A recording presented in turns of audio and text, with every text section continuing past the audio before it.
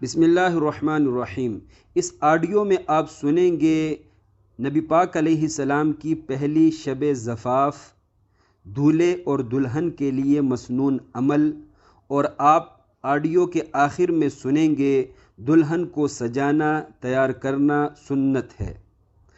عزیزان گرامی، حضرت عائشہ عفیفہ طاہرہ مطہرہ منورہ زوجہ رسول ام المؤمنین کی عفت و عظمت اللہ پاک نے قرآن پاک میں خود بیان کی ہے۔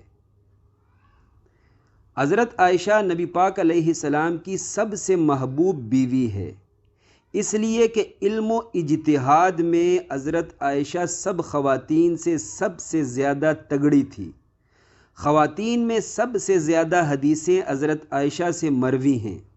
ام المؤمنین حضرت عائشہ فرماتی ہیں، 9 سال کی عمر میں میری رخصتی ہوئی۔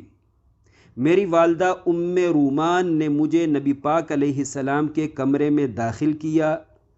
وہاں اس کمرے میں میرے داخل ہونے سے پہلے ہی مدینے کی چند عورتیں موجود تھیں۔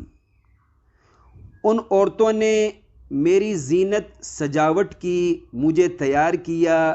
پھر نبی پاک علیہ السلام کمرے میں تشریف لائے تو وہ عورتیں اٹھ کر باہر چلی گئیں۔ نبی پاک علیہ السلام نے میرے سامنے دودھ کے پیالے سے تھوڑا سا پیا اور پھر مجھے فرمایا کہ یہ دودھ پیو۔